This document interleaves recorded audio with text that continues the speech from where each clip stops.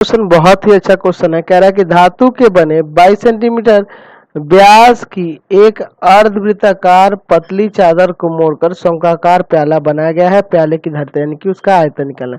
तो सबसे पहले हम लोग एक अर्धवृत्त यहाँ बना लेते हैं। ठीक है, अर्धवृत्त बनाएंगे। चलिए अर्धवृत्त बनाते हैं। तो ये आपका अर्धवृत्त हो गया ना।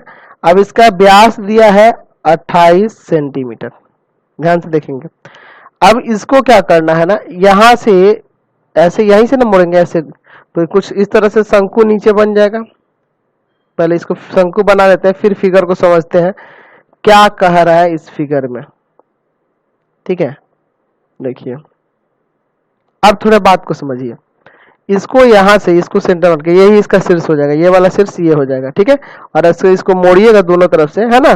किस तरह से आप कुछ खाते हैं ना, तो किस तरह से दुकान वगैरह पे या ठेले वगैरह पे देखते हैं ना, भूजा वगैरह जो देते हैं, इस तरह से ना फोल्ड करते हैं इसको। तो ऐसे फोल्ड करेंगे तो कुछ इस तरह से आपको दिखेगा, बनेगा ना। तो ये वाला शीर्ष ये हो जाएगा। तो यहाँ से ये जो बनेगा ये वाली तिर्यक ऊंचाई हो जाएगी, यानी कि व्यास का, इसके व्यास का आधार इस शंकु की तिर्यक ऊंचाई होगी, यानी कि ये 14 सेंटीमीटर तिर्यक ऊंचाई हो जाएगा। समझ गए। अब बात करते हैं, ये जो होगा यहाँ से यहाँ तक ये वाला अर्धवृत्ताकार ये जो है ना, इसकी परिधि, ये नीचे वाला भाग होगा, ये जो गोल मुड़ जाएगा वो वाला भाग होगा, है ना। तो यहाँ जो होगा, यहाँ क्या कहेंगे कि अर्धवृत्त की त्रिज्या, अर्धवृत्त की त्रिज्या, त्रिज्या शंकु की तिर्यक ऊंचाई होगी, तिर्यक ऊंचाई होगी, तिर्यक ऊंचाई होगी। इसलिए शंकु की तिर्यक ऊंचाई, तिर्यक ऊंचाई, तिर्यक ऊंचाई यानी कि L बराबर हो जाएगा 28/2। 28 दिया ना, 28/2 सेंटीमीटर। समझ गए ना, त्रिज्या ना लेना होगा।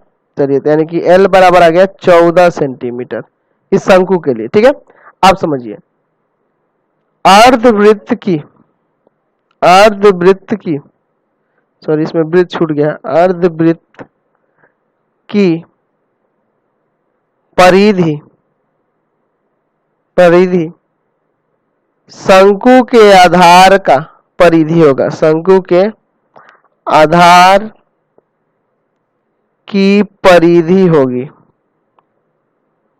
परिधि होगी। चलिए, यानी कि शंकु के आधार की परिधि, आधार की परिधि कैसे निकालेंगे, तो इसका पाई यानी कि 22/7 और इंटू इसकी त्रिज्या, तो इसकी त्रिज्या तो 7 होगी ना। चलिए, इसकी त्रिज्या सॉरी 14 होगी, त्रिज्या क्या होगी 14 होगी। यहां से ये काट देंगे, कितना बार में कट जाएगा, 2 बार में, यानी कि 44 सेंटीमीटर क्या होगा, शंकु के आधार की परिधि होगी। समझे ना, इसकी परिधि निकाल दिए तो वो क्या होगी, इसकी परिधि के बराबर होगी। तो इसका अर्धवृत्त की परिधि क्या होता है, पाई आर। तो पाई की जगह 22/7 और इसकी त्रिज्या क्या हो गई 14 हो गई, यानी कि 44 सेंटीमीटर आ गया। अच्छा, इसका हम त्रिज्या ये निकालना चाहें तो इसके जगह पे क्या लिखेंगे, 2 पाई आर लिखेंगे ना।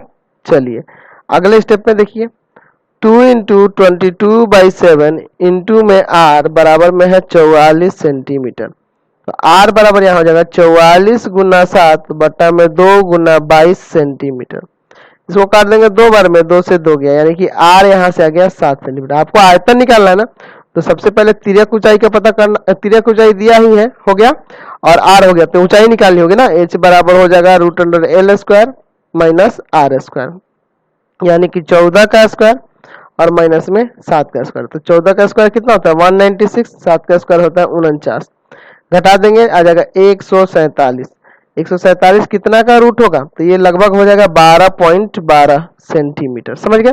अब यहाँ लगाते हैं शंकु का आयतन, शंकु का आयतन का फॉर्मूला। धारिता ही ना निकाल ली है, यानी कि आयतन निकालना है। तो आयतन क्या होता है 1/3 पाई R² H।